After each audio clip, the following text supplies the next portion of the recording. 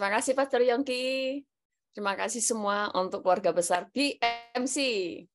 Bersyukur ya ada Zoom, jadi walaupun sudah pulang Indonesia rasanya masih dekat gitu ya. Saya bersyukur sudah ada di Indonesia. Tadi kemarin pagi nyoba, sudah 20 tahun ya nggak naik sepeda motor. Apalagi motor zaman dulu kan nggak ada yang matic, ini matic. Jadi berdua sama suami naik motor tuh wah, seru gitu ya, seru sekali. Jadi tadi pagi nyoba lagi karena ketagihan. Tadinya ya agak nggak bisa. Jadi saya senang ada di Indonesia, walaupun pertamanya sebelum pulang Indonesia itu ada kerasa takut ya. Betah nggak di Indonesia, terus kemudian apalagi kan di Indonesia panas, berdebu dan semuanya, terus saya takutnya nanti ya banyak hal yang saya pikirkan, tapi kemudian mengubah cara pikir, melihat ketakutan menjadi sebuah tantangan, ya kan? Jadi tantangan ada apa sih di Indonesia harus dihadapi. Tapi setelah menginjak kaki di Indonesia, kan katanya kalau di Indonesia makan pertama itu bisa murus lah inilah. Saya enggak sama sekali, saudara, sehat walafiat. Murus enggak, semuanya cocok. Terus tidur juga bisa nyenyak, padahal tadinya itu saya takut dengan tahu ya maksud saya ada suara-suara itu ya. Jadi kemudian saya takutnya nanti saya itu kalau tidur nggak bisa tidur, suara itu bising dan sebagainya. Ternyata saya bisa tidur nyenyak, saya bisa langsung beradaptasi. Jadi memang saya ditempatkan di Indonesia sebagai peneguhan. Tapi terlebih lagi saya mengucap syukur dan berterima kasih untuk Pastor Yongki sama Ibu. Jadi kepergian kita itu mendapatkan restu dan diberkati, didoakan seorang pemimpin itu powerful. Itu sangat penting. Kita mendapatkan berkat, kita diutus. Sehingga kita ini pergi itu tidak melangkah sendirian. Tetapi ada sebuah pengutusan, apalagi saya waktu itu nggak cuma didoakan Pastor Yongki dan Ibu, tapi jemaat. Dan itu membuat sebuah perbedaan. Saya pulang dengan keadaan yang di luar ekspektasi saya. Saya tadinya itu ya apa ya di Indonesia, tapi ternyata begitu di Indonesia, saya mikirin Amerika itu langsung kayak nggak kerasan, loh, aneh kan? Kayak ada perasaan kok nggak suka ya di sana. Loh, padahal tadinya kan bertahun-tahun di sana saya suka dan tidak pengen pulang. Tapi begitu pulang, waktu ingat Amerika nggak ada perasaan sedikit pun enak di sana ya, enak kembali ke sana. Itu nggak ada sama sekali hilang. Nah itu yang saya heran. Nah itu aja. Nah makanya saya mengucap syukur. Itu sebabnya di Indonesia saya berbahagia.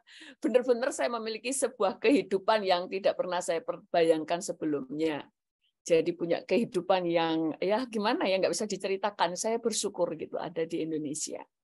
Nah itu makanya kalau Bapak Ibu ke Indonesia nanti mampir ke rumah saya karena saya mau berbagi kebahagiaan. Berbagi kebahagiaan. Haleluya. Nah hari ini tema gereja kita adalah the power of humility atau kuasa kerendahan hati. Kita tahu bahwa Tuhan Yesus itu Allah yang selalu mengajarkan kerendahan hati. Karena Tuhan adalah, sifat Tuhan kita adalah rendah hati. Sampai dikatakan Yesus itu rela menjadi manusia. Dan tidak menganggap kesetaraannya dengan Allah itu menjadi sesuatu yang harus dipertahankan. Tapi dia mengosongkan dirinya dan menjadi sama seperti manusia, bahkan dikatakan taat sampai mati. Kerendahan hatinya itu nggak cuma sebuah perkataan, nggak cuma sebuah tulisan yang tertulis di dalam Alkitab, tetapi dibuktikan. Kita baca di dalam Yakobus 4 ayat 10 berkata begini. Rendahkanlah dirimu di hadapan Tuhan, dan Ia akan meninggikan kamu. Ini ya yang kita akan garis bawahi. Rendahkan dirimu di hadapan Tuhan, maka Ia akan meninggikan kamu. Nah, hari ini tema yang luar biasa ya. Waktu saya tadi menyiapkan firman, dan ini benar-benar juga menempelak hati saya. Karena kadang-kadang kita itu tahu kita harus rendah hati. Tapi pada prakteknya, kadang kita itu lupa apa itu tentang kerendahan hati. Ternyata kalau kita tahu ya, lawan kata dari kerendahan hati itu kan kesombongan. Lawannya adalah kesombongan. Kesombongan itu ternyata kejahatan di mata Tuhan. Kesombongan itu selain dosa. Kesombongan di mata Tuhan itu adalah kejahatan. Kita baca di dalam Markus 7 ayat 20 sampai 23. Di sini dikatakan begini. Katanya lagi, apa yang keluar dari mulut seseorang, itulah yang menajiskannya. Sebab dari dalam hati orang timbul segala pikiran jahat. Apa itu pikiran jahat? Percabulan, pencurian, pembunuhan, perzinahan, keserakahan, kejahatan, kelicikan, hawa nafsu, iri hati, hujat, kesombongan, kebebalan. Kesombongan itu termasuk di dalamnya. Terus kemudian 23 diulang lagi dengan kata ini. Semua hal-hal jahat ini timbul dari dalam diri, dari dalam dan menajiskan manusia. Tadi dikatakan bahwa hati orang itu akan mengeluarkan hal-hal yang jahat. Di dalamnya adalah kesombongan. Lalu kata di ayat 23 dikatakan semua hal-hal jahat itu. Jadi kesombongan itu hal yang jahat di mata Tuhan. Tidak hanya sekedar dosa, tetapi ini sebuah hal yang jahat di mata Tuhan. Itu sebabnya kesombongan itu, apa sih kesombongan? Kesombongan itu adalah kita memberi kemuliaan kepada diri sendiri. Yang kedua, kesombongan adalah berpusat kepada diri sendiri. Kesombongan itu memberi kemuliaan kepada diri sendiri. Makanya ini yang membuat Tuhan membenci kesombongan. Dan Tuhan melihat itu sebagai kejahatan. Iblis karena sombong, nggak pakai babi bu, dibuang dari surga. Dia kehilangan segalanya. Dia harus kehilangan.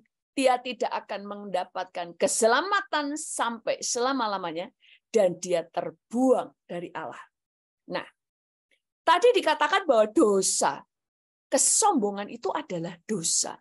Di dalam bahasa Inggris, dosa itu kan sin.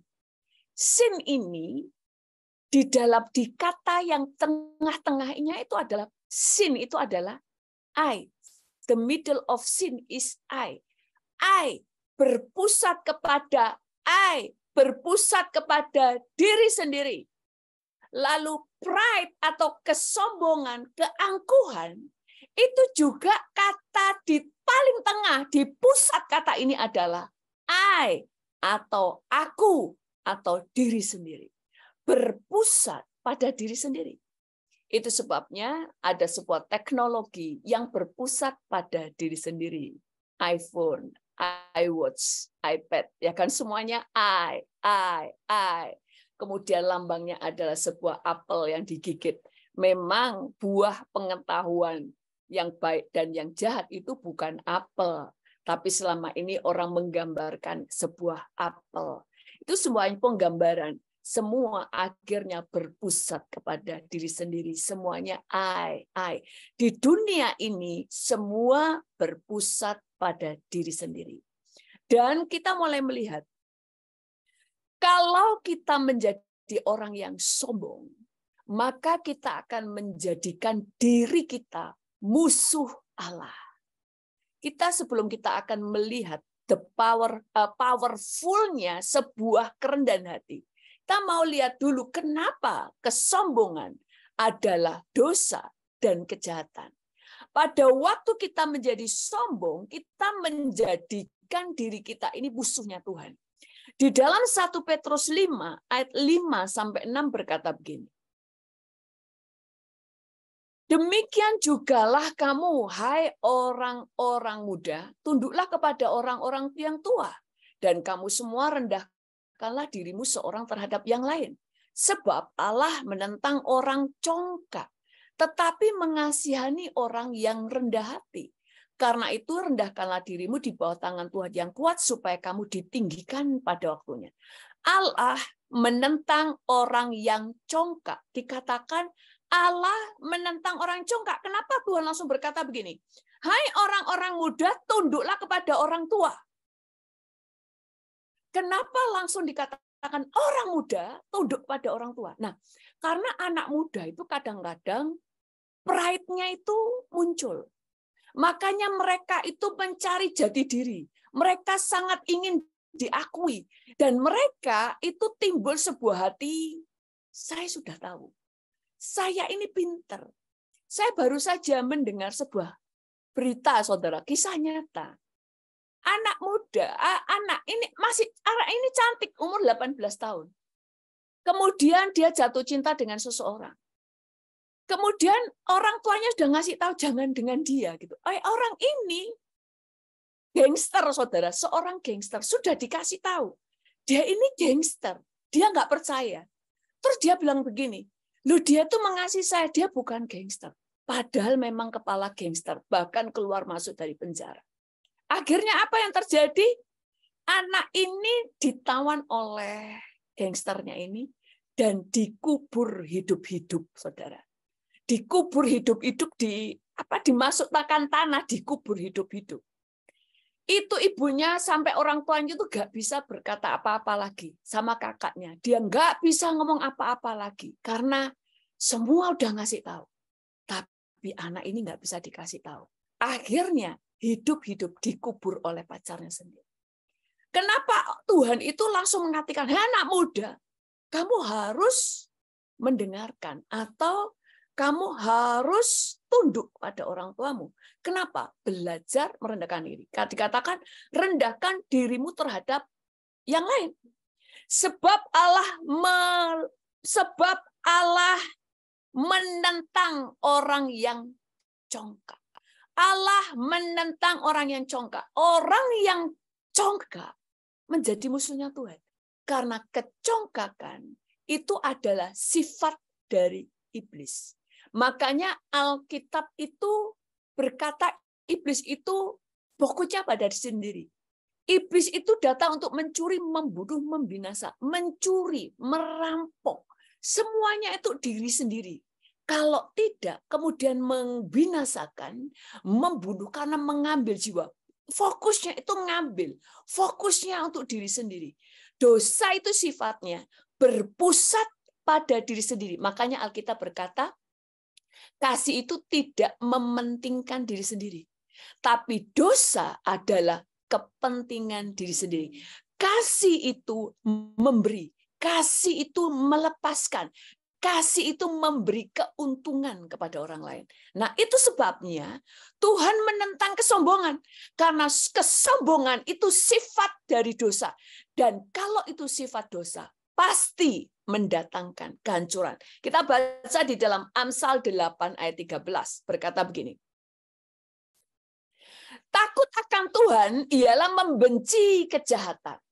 Aku benci kepada kesombongan, kecongkakan, tingkah laku yang jahat, dan mulut penuh tipu muslihat. Dikatakan, aku membenci kejahatan, aku membenci kepada kesombongan dan kecongkakan, dan tingkah laku yang jahat, tipu muslihat. Semuanya ini bicara kejahatan. Makanya dikatakan, kalau orang yang berhubungan seks itu berdosa pada diri sendiri. Tapi hal yang lain itu berdosa, berbuat jahat pada banyak orang dan juga berbuat jahat kepada Tuhan. Berbuat jahat kepada Tuhan di sini adalah tentang kesombongan. Karena kesombongan itu sebenarnya di hati kecil tidak mengakui Tuhan. Nah, waktu saya membaca ini ya, ayat-ayat ini, saya sadar kadang itu timbul di hati saya. Malas lah, gak usah doa lah. Wong biasanya nggak doa juga masih bisa. Saya pernah loh, saya ngomong sama Tuhan. Waktu itu doa sama Tuhan ya, doa untuk kita ada sebuah proyek ya, retret dan sebagainya, doa untuk meminta biaya ya kan. Terus saya ngomongin, gak usah doa lah, kelamaan minta sama Tuhan, tak bayar sendiri. Jadi langsung tak tutup retret tak kasih yang sumbang karena doa itu kelamaan. Kalau Tuhan jawab kelamaan. Kalau saudara tahu, itu ternyata nentang Tuhan. Itu jahat di mata Tuhan. Untung saya nggak digaplok sama Tuhan. Karena di hati saya itu langsung mau tunjuk Tuhan. Tuhan, kamu tuh kita doa kesuwen kamu itu jawab. Aku bisa bayar sendiri. Itu sampai saya benar-benar bayari untuk nutup biaya untuk biaya buat retret dan sebagainya. Dan saya itu akhirnya menjadi kebiasaan. Dan saudara, itu adalah kejahatan. Dan itu yang akan membuat Tuhan itu menjadi musuh. Kalau Tuhan jadi musuh, nah ini awal dari kehancuran. Nah nanti kita akan lihat. Contohnya adalah Raja Nebukadnezar. Raja Nebukadnezar ini adalah raja yang berkuasa di kerajaan yang pada zaman itu adalah kerajaan yang paling berjaya. Kalau saat ini adalah Amerika lah. Zaman itu adalah Raja Babel ini, yaitu Raja Nebukadnezar. Kita baca ya, ini kayak sekolah minggu ya, kita baca semua ayat firman Tuhan. Di dalam Daniel 4, ayat 30 berkata begini. Saya akan baca pelan-pelan, 30-37. Berkatalah raja, bukankah itu Babel yang besar itu, yang dengan kekuatan kuasaku dan untuk kemuliaan kebesaranku telah kubangun menjadi kota kerajaan? Raja belum habis bicara ketika suatu suara terdengar dari langit. Kepadamu dinyatakan, ya Raja Nebukadnezar, bahwa kerajaan telah beralih daripadamu. Berikutnya. Engkau akan dihalau dari antara manusia dan tempat tinggalmu akan ada di antara binatang-binatang di padang. Kepadamu akan diberikan makanan rumput seperti kepada lembu. Dan demikianlah akan berlaku atasmu sampai 7 masa berlalu. Sehingga engkau akan mengakui. Hingga atau sampai engkau mengakui bahwa Yang Maha Tinggi berkuasa atas kerajaan manusia. Dan memberikannya kepada siapa yang dikehendakinya. Berikutnya. Pada saat itu juga terlaksanalah perkataan itu atas Nebukadnezar. Dan ia dihalau dari antara manusia. Dan makan rumput, seperti lembu. Dan tubuhnya basah oleh embun dari langit sampai rambutnya menjadi panjang. Seperti bulu burung Raja Wali. Dan kukunya seperti kuku burung. 34 selanjutnya. Tetapi setelah lewat waktu yang ditentukan, aku Nebukadnezar menengadah ke langit, dan akal budiku kembali kepadaku. Lalu aku memuji Yang Maha Tinggi, dan membesarkan dan memuliakan yang hidup kekal itu, karena kekuasaannya ialah kekuasaan yang kekal, dan kerajaannya turun-temurun. Berikutnya. Semua penduduk, langsung 36 ya, pada waktu akal budiku kembali kepadaku, kembalilah juga kepadaku kebesaran dan kemuliaanku untuk kemasyhuran kerajaanku. Para menteriku dan para pembesarku menjemput aku lagi. Aku dikembalikan kepada kerajaanku. Bahkan kemuliaan yang lebih besar dari dahulu diberikan kepadaku. Berikutnya. Jadi sekarang aku Nebukadnezar memuji, meninggikan, dan muliakan Raja Sorga. Dan segala perbuatannya adalah benar. Dan jalan-jalannya adalah adil. Dan yang sanggup merendahkan mereka berlaku congkak. Jadi Raja Nebukadnezar itu diangkat Tuhan. Di antara segala bangsa. Menjadi seorang raja yang kerajaannya itu terbesar di muka bumi saat itu. Terkenal, besar, jaya. Tapi begitu dia memuji dirinya sendiri, langsung berhadapan dengan Tuhan, langsung dia dipukul Tuhan, dibuang, sampai dikatakan, sampai engkau mengakui siapa yang ngangkat kamu, sampai engkau mengakui siapa Tuhan yang telah memberkati dan sebagainya. Waktu itu kemudian Tuhan memberi kesempatan sesuai dengan dihukum itu kan ada waktunya ya, ada hukumannya misalnya 7 tahun. Diberi dia kesadaran. Kalau dikasih kesadaran terus tidak mengakui Tuhan, tetap tidak mengakui bahwa yang membuat dia berhasil adalah Tuhan, ya jatuh lagi. Tapi dia mengakui Tuhan, langsung Tuhan kembalikan kedudukannya dan dia berkata, dan aku terus memuji Tuhan. Saudara, Tuhan itu sangat mudah untuk mengangkat seseorang. kerendahan hati itu bukan hanya soal ini. Soal kerendahan hati itu kan taat, mau dibentuk, cepat bertobat. Yes. Tapi itu kedua. Yang pertama itu selalu mengakui Tuhan di dalam setiap langkah kita. Kita tahu segala sesuatu karena Tuhan, segala sesuatu hanya karena anugerah, segala sesuatu kalau bukan karena kemurahan Tuhan, aku nggak bisa seperti ini. Kita itu mengakui Tuhan karena sin dan pride berpusat kepada diri sendiri. Makanya lawannya adalah berpusat pada Tuhan. Makanya tadi dikatakan, Nebukadnezar, kamu akan dihukum. Kamu akan dibuat seperti binatang. Sampai kamu mengakui Tuhan. Begitu dia mengakui Tuhan, semuanya dikembalikan. Nah, waktu saya mempersiapkan firman Tuhan tadi itu, kemudian lihat ayat-ayat ini, saya melihat gini. Betapa mudahnya untuk Tuhan mengangkat hidup kita. Sama halnya, betapa mudahnya Tuhan menurunkan kita. Jadi kalau mau Tuhan mengangkat kita, akui Tuhan dalam setiap langkah kita. Itulah kerendahan hati. Kerendahan hati. Kita baca Amsal 22 ayat 4 berkata begini. Ganjaran kerendahan hati dan takut akan Tuhan adalah kekayaan, kehormatan, dan kehidupan. Ganjaran kerendahan hati. Jadi kerendahan hati dan takut akan Tuhan itu ada upahnya. Tetapi yang di garis pertama, yang ditulis pertama itu bukan takut akan Tuhan.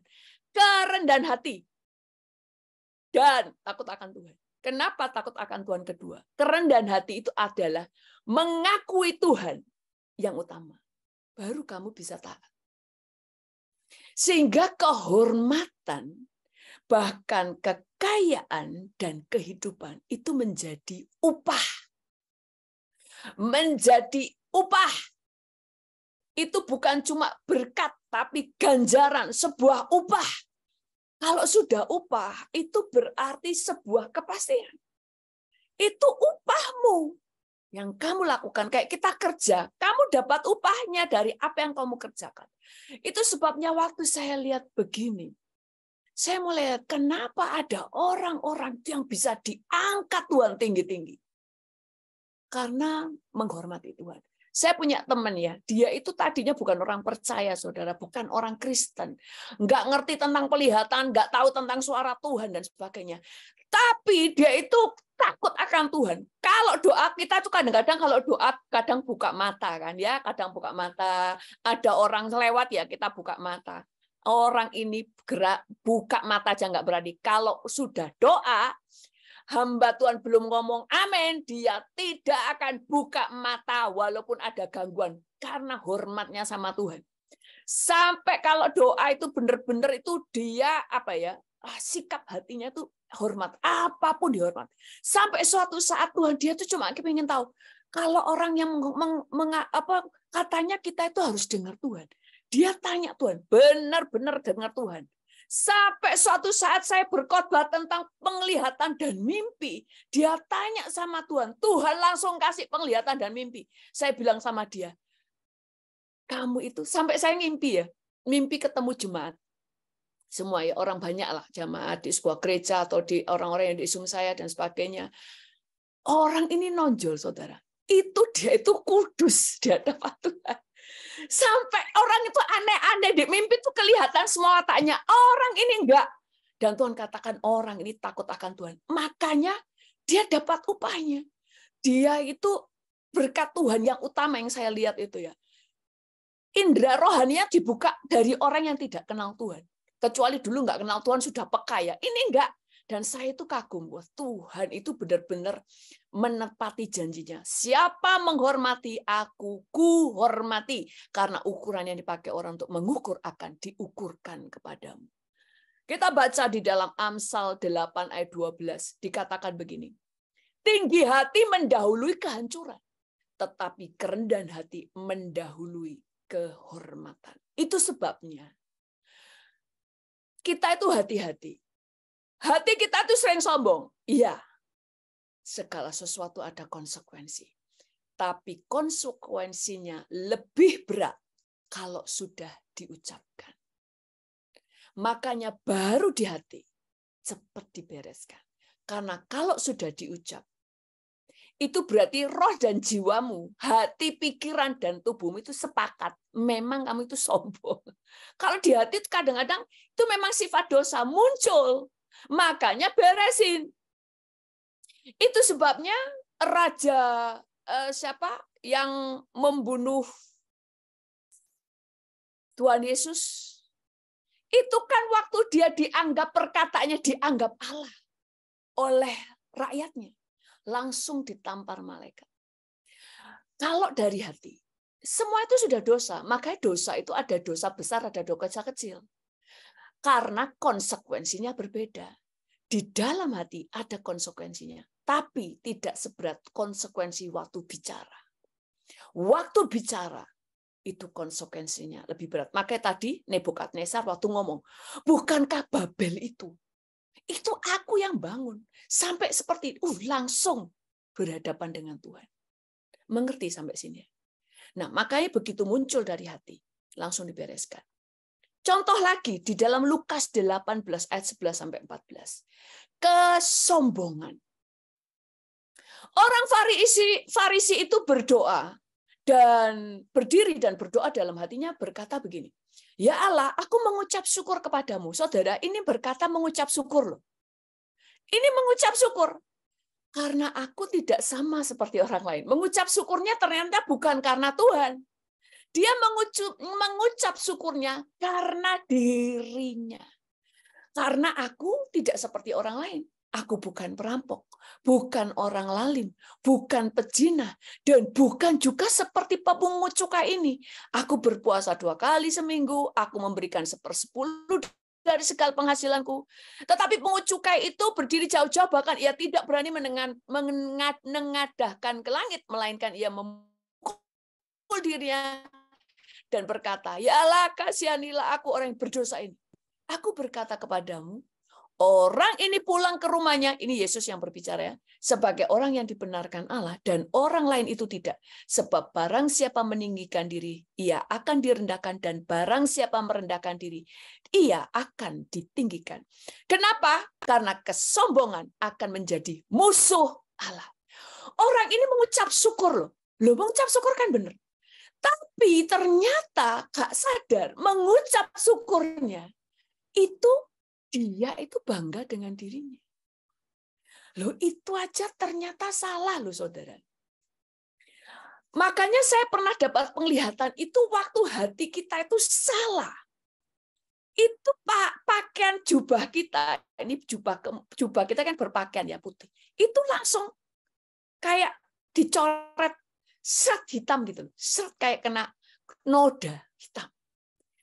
Tapi waktu di mulut mengucap, baju kita terkoyak. Itu noda. Ternyata itu sudah noda. Kita tidak tahu. Makanya waktu saya tadi nyiapin firman, saya gini, Tuhan saya minta ampun. Kalau saya nggak jaga mulut saya, ya itu salah satunya. Yang membuat naik turun. Harusnya sudah naik melesat. Ya kan? Nggak jaga hati dan mulut. Meresponi dalam segala perkara, mengampuni itu kerendahan hati. Tapi itu nomor 2. Tapi yang pertama, meninggikan Tuhan. Dan selalu ingat, segala yang kita terima karena kebaikan dan kemurahan Tuhan. Itu yang utama. Makanya kepada Nebukadnezar tadi dikatakan, sampai hukuman ini terjadi, sampai kamu mengakui Tuhan. Sampai mengakui bahwa Tuhan yang mengangkat. Bahwa Tuhan yang memberkati. Baru dia diberkati. Sudah mau habis waktunya. Kemudian yang terakhir. Ada loh seorang hamba Tuhan. Ada orang yang hamba Tuhan ini itu melayani kemana-mana, ke pelosok-pelosok, saudara. Terus ada orang kesaksian, ada orang bully kesaksian. Saya melayani tempat ini, saya 7 kali naik turun gunung. Saya lakukan karena mengasihi Tuhan dan jiwa-jiwa. Terus hamba Tuhan ini dia bilang gini, aku itu malah sudah belasan kali, gak sombong, gak usah pamer. Tahu, langsung Tuhan bicara, kamu sombong. Padahal dia merasa rendah hati. Aku nggak pernah ngomong, padahal aku malah belasan kali turun naik gunung. Nggak usah ngomong, nggak usah sombong. Langsung Tuhan ngomong, kamu sombong. Kadang kita tidak tahu. Dan orang ini langsung bertobat. Saudara, kesombongan membuat kita itu dijatuhkan. Karena menjadi musuh Tuhan. Kalau sudah jadi musuh Tuhan, siapa yang nolong kita? Itu sebabnya kalau kita baca ya, nggak usah saya baca ayatnya ya, tentang Haman. Haman itu diangkat oleh Tuhan menjadi wakil raja, perdana menteri, menjadi orang kaya kedua di zaman kerajaan Ahasiweros. Lalu dia berkata, menyombongkan, aku ini orang paling kaya, orang menghormati aku, orang menyembah aku, dan sebagainya. Dan dia membenci Mordekai hanya karena tidak disembah. Tapi dia sudah memamerkan kesombongannya. Apa yang terjadi? Mordekai merendahkan diri bersama dengan Esther, bertobat dan meminta pertolongan Tuhan. Akhirnya apa? Harta dan kedudukan Haman diberikan raja kepada Mordekai. Sampai orang yang memakai pakaian raja, mahkota raja, bahkan dikasih cincinnya raja, kudanya raja adalah Mordekai. Pos Haman direndahkan bahkan digantung, dan semua yang ada pada Haman menjadi diberikan cuma-cuma kepada Mordekai. Dari situ saya belajar merendahkan diri artinya mengakui Tuhan dalam segala hal. Waktu kita diberkati, waktu kita berhasil, bahkan dalam segala perkara, kita akui Tuhan. Tuhan itu sangat mudah untuk mengangkat kita. Itu sangat mudah. Akan terus naik dan terus naik. Kenapa? Orang yang rendah hati itu kan meninggikan Tuhan. Kalau memperlakukan Tuhan sebagai raja, dia akan bertindak sebagai raja. Kenapa? Kalau dia jadi raja, dia itu bisa angkat orang dari hamba menjadi raja detik ini juga. Bukan Bapak nggak akan mengangkat kamu jadi raja, nggak bisa. Dia mensuplai kamu, dia akan mengangkat kamu. Dan kalau Bapak ya, hanya seperti itu. Tapi kalau Bapaknya ini kamu sebagai raja, raja itulah yang bisa mentabiskan kamu. Bahkan yang kamu bukan anak, kamu bisa ditarik menjadi bangsawan. Nah, itulah kenapa kita perlu merendahkan diri. Karena dengan merendahkan diri, ada yang powerful kerendahan hati karena Tuhan memihak kita. Makanya upah kerendahan hati adalah kekayaan, kehormatan, dan kehidupan. Sebelum saya serahkan kepada Pastor Yongki, mari kita berdoa.